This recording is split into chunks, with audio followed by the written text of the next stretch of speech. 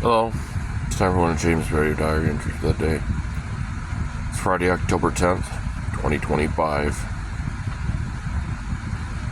Waiting for my shift to start so I can train on this Terror Beats thing. Nobody likes it. I don't know. I don't like working harder for less money. I can see why people don't want to do it. I owe the boss one trip around the sun on this one. After this, no more favors. Bullshit. If you can't have it planned out, can't give me good information, I'm just gonna stick to the other thing. They say, well, do you want to do it again? No.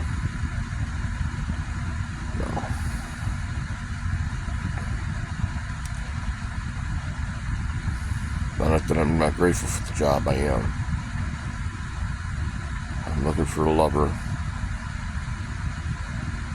That's not going very well. A lot of people love the emotional affairs. They don't want to cover the physical. Those that want to cover the physical don't have the brains, in my opinion. They say, well, I only wanted, I'm like, Jesus, you know. I only wanted 30 years. I want to be in a position where you're not going to do anything that makes me want to kill you. 3,000-4,000 times you're saying you're sorry. You're not sorry. There's no penance in there. Trying to break free all these people who, I can't, I don't want to. Well, then don't get paid for it then. You shouldn't get paid as the way for somebody who does the job well, gives accurate information, who's proactive and make sure that they have the right materials as soon as they know they have to have them. I don't know. I'm grateful for you being here. I'm grateful for your comments and suggestions. Because these are yours, they're not taxi doors in the comment section. I try to take it quite seriously. I'm going to try and figure out how to get my P.O. box to continue. While I dig myself out from the dead of my past, of all the things I've trusted other people from doing. Thankfully, I have enough money. I need to get some food and do my laundry yet. I'm looking forward to the break. Wherever that break is.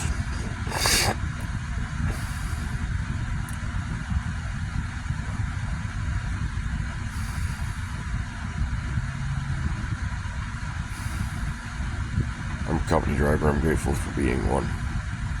Because I don't want to have the responsibility dealing with people who, oh, well, you make.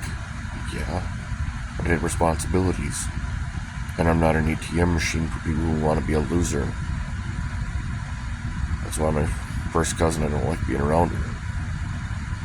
She says she's something, but she screws you over the first chance she gets and says, I don't care how much you suffer as long as I don't. My one cousin, he's a little bit malevolent, but he has benevolence there. I don't know.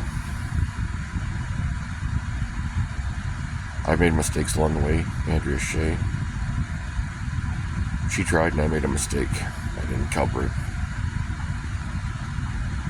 And I have to live with that. I live with Cheyenne Plua, or Lake, or whatever the hell her name is now. She lives a happy life. Seemingly, at least. She bitches about it. When I ask, can you stay alone? After she hid behind someone. You know, I don't hide behind people.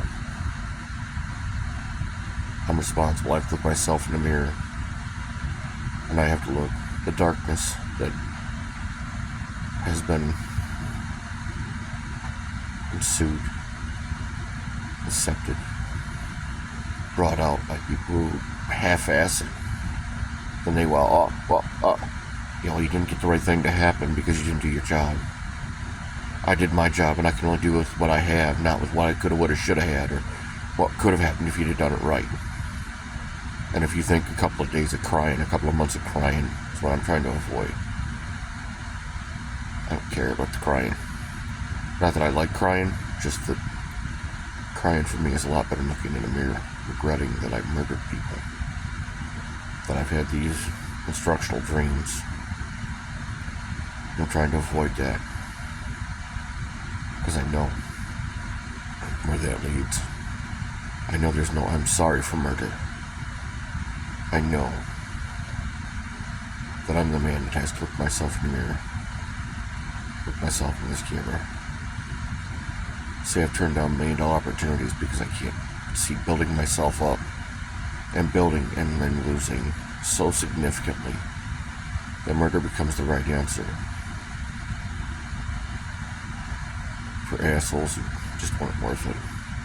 Simply because I had a genetic predisposition and a hormonal need for intercourse. I've suffered through blue balls. I've had a vasectomy. And I've been single for about 7-8 years. Not even trying to get a partner at this point. It's not that I'm not trying, it's just that I'm not very successful at it. Everybody says, well, you should be like everybody else. I were like everybody else, I'd have killed my fucking baby mama. I talked to hitmen about it. They approached me. I didn't approach them, I didn't go looking. And I have to live with the conversations I have. I have to live with the knowing that I would enjoy it in the moment and regret it the rest of my life. I have to know that the happiest memories of my life,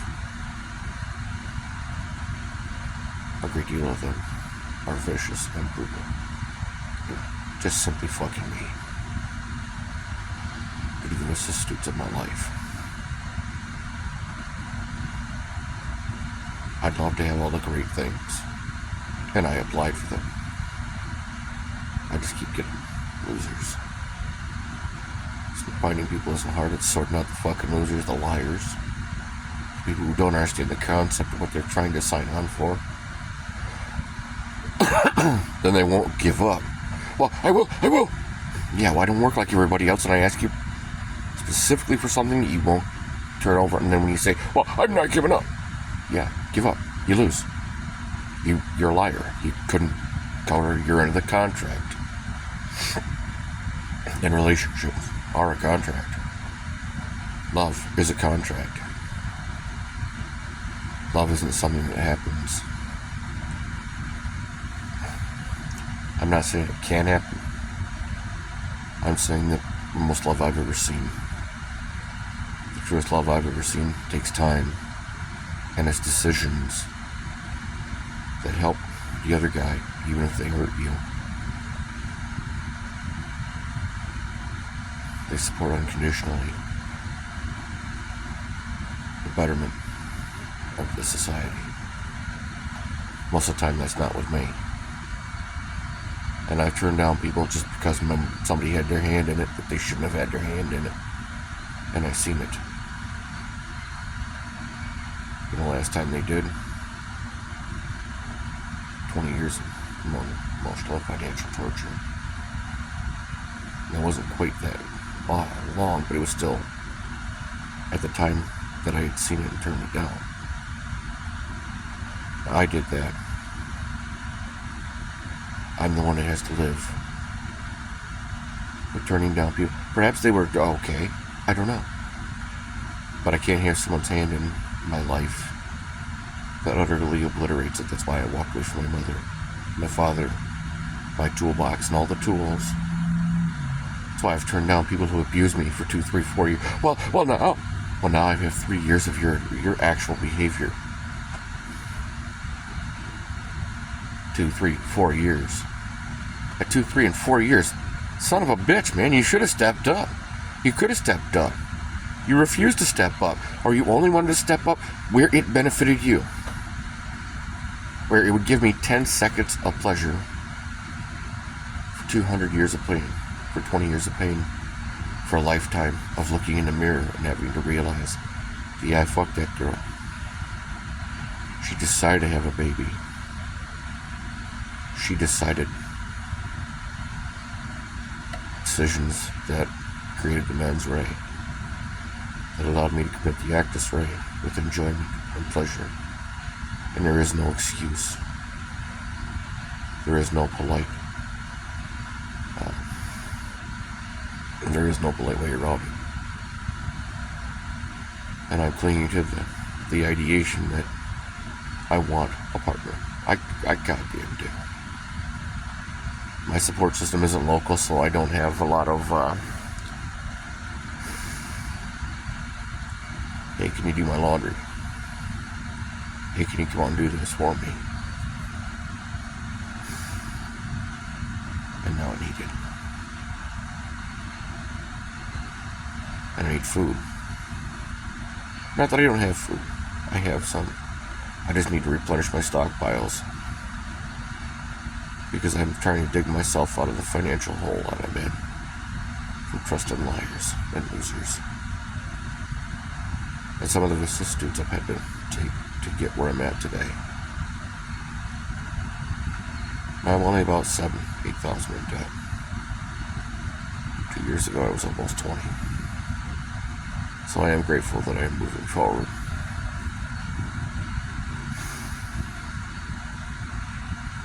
I'm grateful that I'm seeing my problem. Unfortunately, I can't see my solution yet. My solution for a lot of other people. I'm a great counselor. And there are a lot of things that I won't do specifically because I wouldn't want to teach children that that's a good idea. Or that it's the right answer. Like having prostitutes in my life. I have done it when I absolutely had no better option. And I did have the money. God provided. But it wasn't something I could do on a regular basis. A lot of these people are not people that I would want to trust with my bank account or my life. I trusted them for one shot deal. As yet, I have to see no harm, other than I have to look in the mirror. Other than I have to look and see that I've missed a few people along the road, because the sorting process sucks. Finding people's great, it's easy. Sorting out the fucking losers and the liars and the people that are going to just utterly obliterate you for their own happiness. I generally won't. My process, although it seems selfish, it's really not. It's simply a method to make sure that you cannot create the mens rea that allow me to make the actus rea with pleasure. I've walked away from most everything. I walked away from $1 million deals. Because they say you're the boss, why try to activate the boss powers? To activate the boss authority. When I try to use, we can't do that. Well, then I'm not the boss. And I do not want this. I don't want to be in a position where I'm boss in title only. And I have responsibilities, but I don't have the privileges that would come with such a position. That's why I'm a company driver. It's why when I work for people, I can provide millions of dollars in value. But when I ask for something, if I ask for a date, if I ask for time off, I fucking perfectly expect it, because I've covered for you tens, if not hundreds of times, maybe even tens of thousands of times. The UAW, Local 1819, said it was okay for somebody to be on my workstation, even though he had two of his own, to take damage and destroy my tools, potentially to poison my food and tamper with it to make me sick or kill me.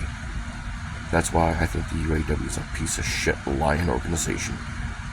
Now maybe international's not that bad, I don't know, but local, I don't have a real good experience with them. They're a corrupt organization. Maybe I'm wrong, and my opinion is based on my experience. And if they'd like to help me, or provide me a better experience, I absolutely would appreciate looking into it. And my opinion of you. Maybe you never. If you have a problem, comment, or concern, please put it in the comment section below. When I have the ability to read, I will. I hope you have a wonderful day, and I'm grateful that you stayed this long. Have a good one.